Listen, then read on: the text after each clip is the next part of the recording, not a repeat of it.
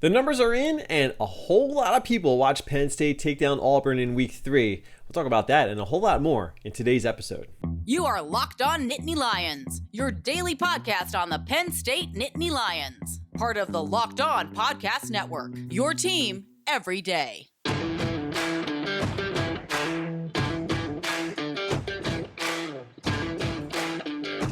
Get your daily Big Ten fix with the Locked On Big Ten podcast on the Odyssey app. It's hosted by our friend Nate Dickinson from Locked On Gophers, and he's joined by a rotating panel of Big Ten hosts from across the Locked On Podcast Network every Monday through Friday. I happen to be there every Tuesday, so make sure you go back to yesterday's episode and give it a listen or watch it on YouTube. Again, you can get the Locked On Big Ten podcast on the Odyssey app or wherever you get your podcasts. What's going on, everybody? My name is Kevin McGuire. Welcome to another edition of Locked On Nittany Lions. This is our second full week hitting the podcast on YouTube. It's been a lot of fun. We're going to continue to work on new ways to get the YouTube audience growing and being a part of the podcast as well. But of course, we are also available on every podcasting app. I just mentioned the Odyssey app. So while you're downloading the Locked On Big Ten podcast on your Odyssey app, make sure you check out the Locked On Nittany Lions podcast. Also, a tremendous amount of great content across the Locked On Podcast Network for you right on that Odyssey app. And again, we are available wherever you get your podcasts. So if you're listening in audio form on your preferred podcasting app, thank you so much for doing so. Make sure you hit that follow button or that subscribe button. It's totally free to do so. And then, of course, if you can, leave a rating and leave a review. That helps us with our placement on those various podcasting apps.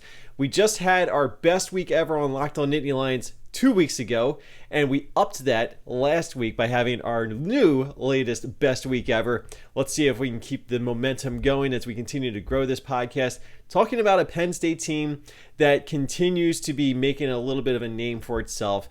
Not necessarily a revenge tour situation for Penn State, although there are going to be some revenge matchups coming up on the schedule, but much more of a redemption year for Penn State. And it turns out that a lot of people tuned in to watch that game against the Auburn Tigers in Week 3 in Happy Valley, the whiteout crowd in full effect. We'll talk a little bit about that coming up a little bit later in the podcast, but I also want to talk a little bit about the latest ESPN FPI ratings and kind of raise an eyebrow to Penn State's ranking and where they fit into the whole Big Ten East picture. And then we also want to get some of your comments and some of your feedback from yesterday's podcast, where I did Twitter Tuesday. I answered a question about one of my biggest concerns for Penn State moving forward. And in that podcast yesterday, or on that video, I asked you guys for your opinions on what is your biggest concern for Penn State moving forward. So we'll explore that a little bit later on in today's episode. But first, I wanted to let you guys know about those ESPN FPI rankings. So I don't know how much stock you put into these things, and I'll tell you flat out, I don't really care what preseason rankings have to say, in-season rankings have to say. It's all about what you're doing on the field. And I understand that it's really easy to react to ratings and rankings, and that's why they are basically in existence, right? That's the main reason why there is an AP Top 25 poll before the season ever starts. It was generated to generate enthusiasm and get people to buy newspapers back in the day when people actually did that. And now it's all about getting people to go to their media websites, press releases, out the wazoo, whatever the case may be. Sometimes looking at rankings can be a little bit fun because you like to see how different metrics are evaluating things, especially ones that are based purely on stats, math, numbers, not necessarily being influenced by personal opinion, personal biases. And it's really interesting to see what the first few weeks of the season do to influence some of those numbers. And one of the things you can do is look at the S&P numbers. Bill Connolly is a genius when it comes to his advanced metrics for college football. But ESPN has their football power index, and I have long been a critic of the FPI. I think people worry too much about FPI, but I did want to bring this to your attention today because I saw this when I was doing something on Nittany Lions Wire, writing up about the updated FPI rankings, and I just was curious about where Penn State was coming out of that big Week 3 victory against Auburn, and the ESPN FPI has them at number 10 overall, so I was a little skeptical about that ranking based on where we see Penn State in the AP poll at number 6, in the USA Today Sports AFCA coaches poll. It's a little bit of a mouthful, but I think I got it. Coming in at number 8 in that poll. So you obviously see that Penn State is trending upward as far as the polls are concerned, where people actually cast ballots. But when it comes to something that's a little bit more just math and numbers, the ESPN FPI is a little bit more down on Penn State. Still a top 10 team, no question about that, but this is a metric that's basically used to project where Penn State is going to go for the rest of the season. Now, the current FPI projection for Penn State is still floating around 9-3 territory, which, if we're being honest, is totally possible the way that this schedule is shaping up. We know that a road game at Iowa is not going to be easy in a few weeks.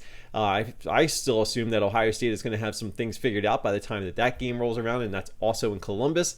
And then you take a look around the rest of the division.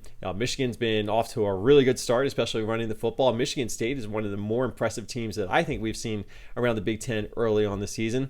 But Penn State, your third highest ranked Big Ten team, according to the FPI. Ohio State is still the number one team as far as Big Ten FPI rankings are concerned.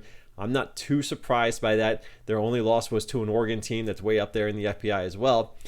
Michigan is actually your second best team according to FPI, with the second best chances of winning the Big Ten East Division. So I know that that's probably going to rankle a few feathers a little bit, or ruffle a few feathers, I should say, and that's going to get some people upset. But here's the thing, I'll say it once again, don't lose sleep over this. This is a metric that it really is just there to get you riled up. And if that is what it's doing for you, then maybe just take a step back, take a deep breath, and realize that it doesn't matter as long as Penn State continues to win games. If Penn State wins games against Villanova, Indiana, Iowa, going on and down the schedule, Ohio State, Michigan State, it doesn't matter what the FPI ranking is. First of all, if they win all those games, the FPI ranking is going to continue to go up.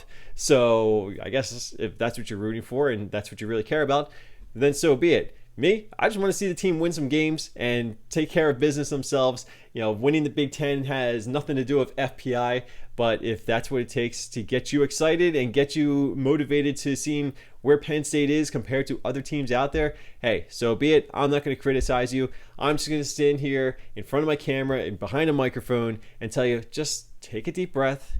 Don't worry about it, and especially don't worry about any of those rankings that are out there right now. If you feel a team should be ranked higher or lower than Penn State right now, don't worry about it. Things will have a way of sorting itself out down the road. As long as Penn State takes care of their own business, they'll be just fine. So just don't get riled up about ESPN FBA rankings, S&P Plus, AP Top 25 coaches poll, power rankings. Who cares? Everybody's got an opinion, and I think that Penn State should be higher than Michigan. That's all I'm going to say.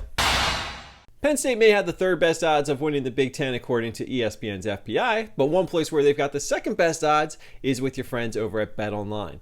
Go to betonline.ag and check out all the odds that they have for this weekend's games and some updated college futures as far as Big Ten championship race is concerned. You can get Penn State at plus 400 right now, or you can get Penn State at plus 2,500 to win the national championship. Still a little bit of a long shot, but hey, put a couple bucks in there, it may pay off down the line. Go to betonline.ag, sign up for an entirely free account. It doesn't cost you a dime to sign up for an account, but when you make your first deposit, make sure you use the promo code NFL100, and they will throw in a 100% welcome bonus on top of your first deposit. This is why more and more people are going to betonline.ag to get involved with some sports betting, so make sure you're doing the same by going to betonline.ag, use the promo code NFL100 for that 100% welcome bonus.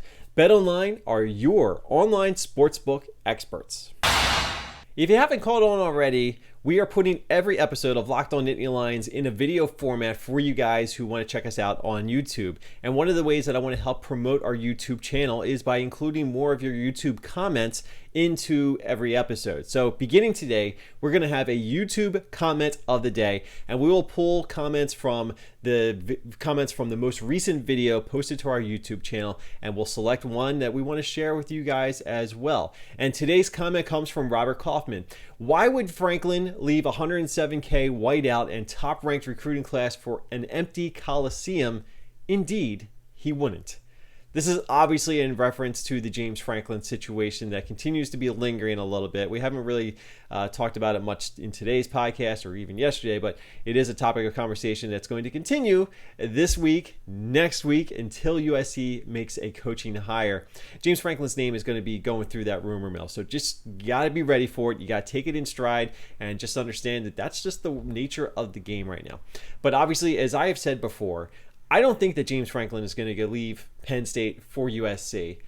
I could understand why he would, because it is a very attractive job. I think he would be an ideal candidate as far as USC is concerned, because they need somebody that can recruit.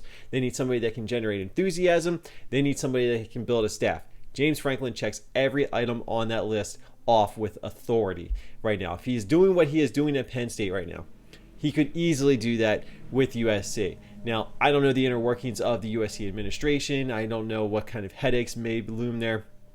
But there is no question that a game day atmosphere at Penn State with the whiteout crowd that we saw on Saturday night is leaps and bounds better than anything you're going to get in the LA Coliseum. An historic venue, don't take me wrong here, but there's just no comparison between the two college atmospheres.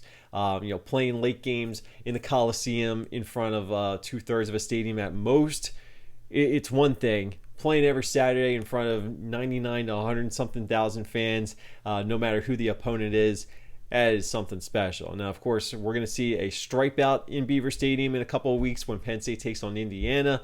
Another primetime atmosphere, which is going to be nationally televised. Should be pretty interesting. A little bit further down the line, when Michigan comes into town, there's a student section whiteout, but I have to imagine that fans attending that game are just going to wear white anyway, because that game deserves full whiteout treatment, especially if Michigan is going the way that things are right now by the time that game comes along.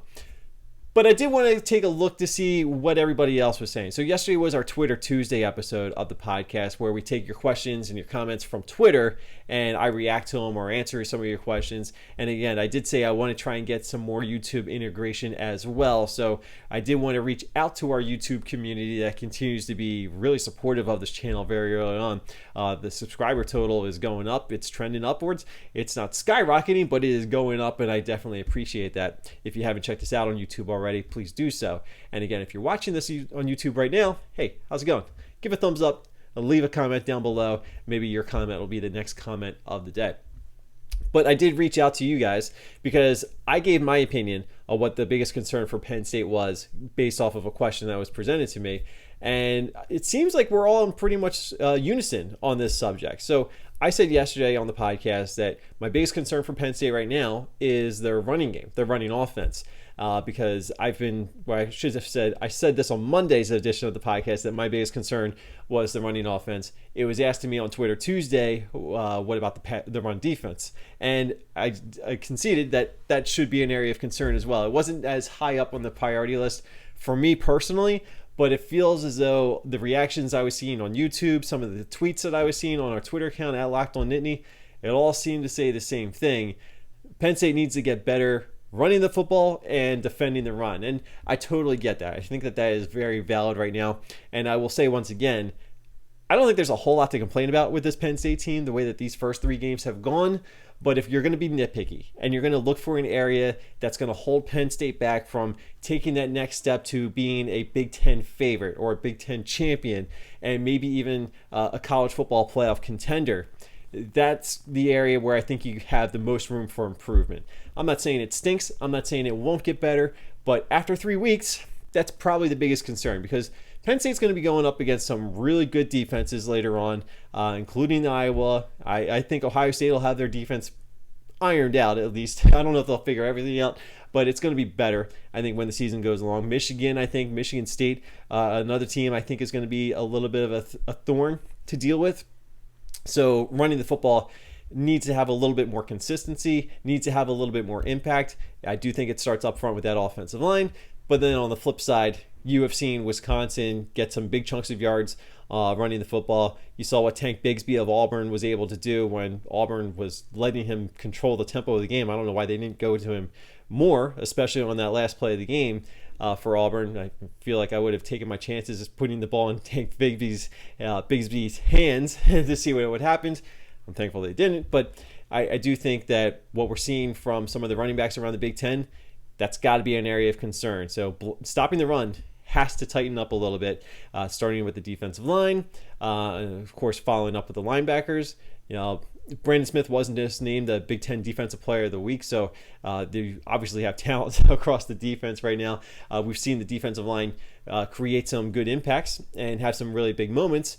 Wasn't necessarily all there against Auburn, but I do have faith that the defensive line is going to be okay. The linebackers are going to be just fine. Secondary, we know is going to be great. So I do think that there's reason to believe that Penn State's going to be okay overall. It may not be the best run defense we've seen. It may not have to be, but they will have to tighten things up a little bit, defending against the run, against some of these backs that they're going to be facing, because some of these running backs are putting up some big numbers, so it should be a little bit of a concern. So I think it's very fair. I feel like we're all in the same kind of boat right now. If you have any other concerns about Penn State for the remainder of this season, given what you've seen through the first 3 games of the season for Penn State or around the Big Ten, let me know what they are by leaving a comment down below or reaching out to us on our Twitter account at Locked On Nittany. If you're looking for a protein bar that you can add into your diet, whether you're looking to lose or maintain weight, or if you're on a keto diet, then you got to look no further than Built Bar, because Built Bars are the protein bars that taste just like chocolate bars, and in many cases, they're probably even better than your favorite chocolate bar. So make sure you check out everything that Built Bar has to offer. If you just need something to get you to your lunch break or get you to your afternoon and get you to dinner time, Built Bar is going to help fill you up, and you're going to enjoy it, and it's going to make you feel good later. So check out all the different varieties of flavors that they have available on BuiltBar.com. And then, of course, make sure you follow them on Twitter at Built_bar, because they're going to make announcements about seasonal or limited edition flavors, and this is going to be a busy time of year. You want to pounce on those as soon as they come out, because they will fly off the shelves. Take it from me. If you snooze on that, you're going to be able to put it on a waiting list, and who knows how long it's going to take for them to resupply, because that's how high in demand Built Bars are. So go to Built.com, check out all the flavors they have available. Use the promo code LOCKED15 and save yourself 15% off your next order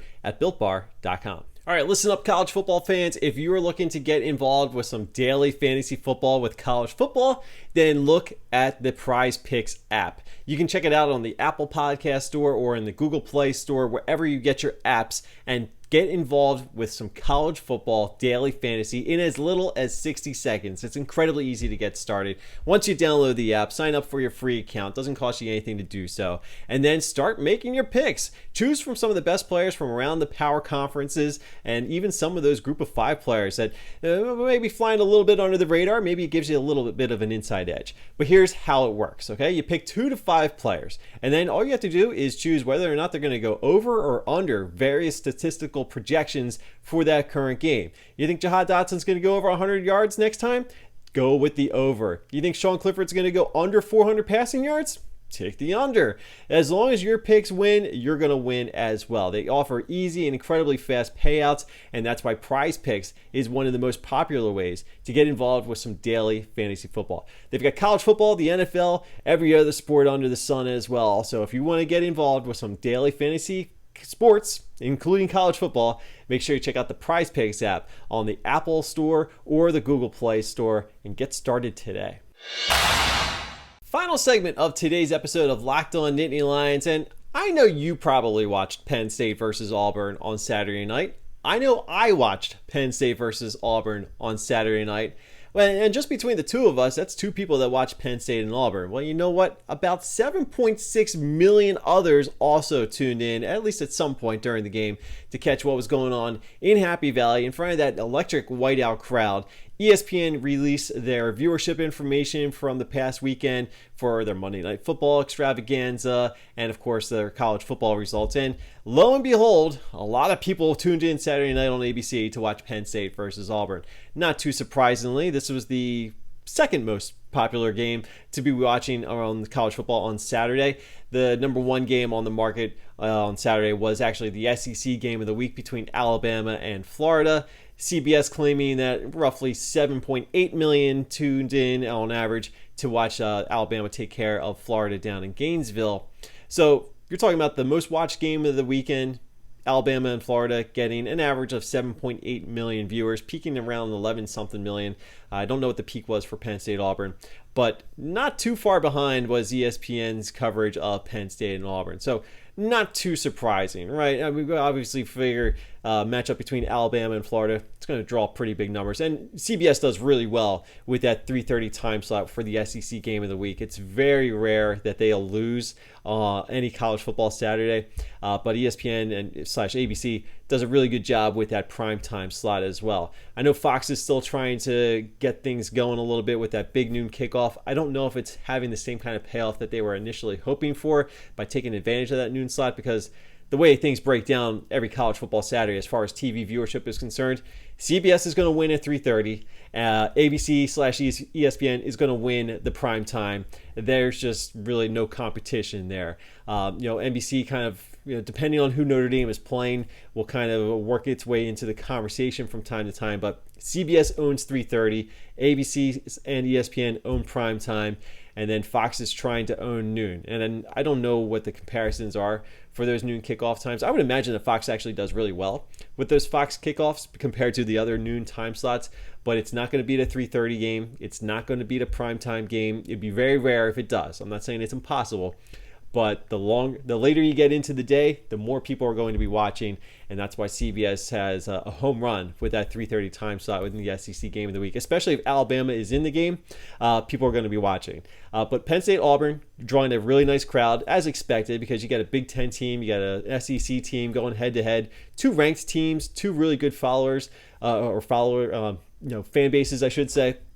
And Penn State does typically draw pretty well on a national level. I know that may be something that makes some people cringe at times if they're a Penn State hater, but Penn State traditionally does draw pretty well in terms of ticket sales and as far as viewers are concerned. Sometimes it has more to do with the other team on the other side of the field. I get that, but Penn State has been involved in some really good TV viewerships over the years. And speaking of viewership, College Game Day. This has absolutely nothing to do with Penn State, I think, other than it's just a complete coincidence that Game Day broadcasted from Penn State. But they had their highest viewership since the end of the 2019 season, and they were up really big from this time a year ago. Now, I'm not going to get too carried away with this because there's a pretty easy explanation for this. First of all, this time last year, the Big Ten wasn't playing, the Pac-12 wasn't playing, the MAC, and I don't think the Mountain West were playing games yet either. So you had a good significant chunk of the college football viewership out there not really paying attention to what was going on in college football,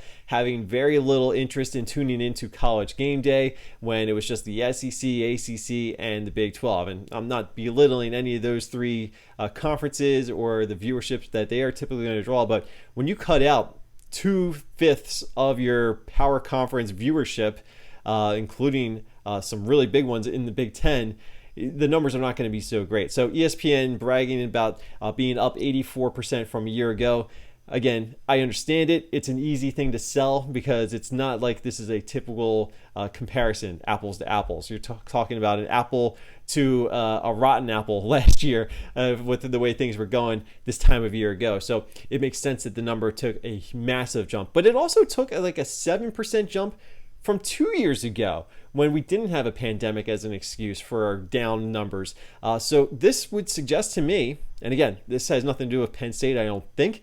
I think it's just more of a fact that TV viewership overall is still trending upward for college football and college football content.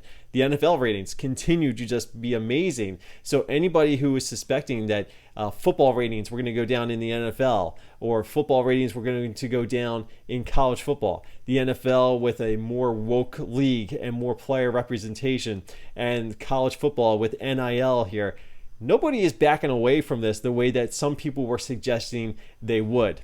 Now, that's not to say that everybody has stayed with the NFL or college football. I'm sure some people have walked away for whatever personal reasons they may have, but overall, the viewership is still there. It is still growing, and it continues to go up. So if you're a TV partner, you're very happy right now. And I understand TV viewing methods and habits are changing, but the numbers speak for themselves. And these advertisers are taking notice as well. So college football is in a really good space.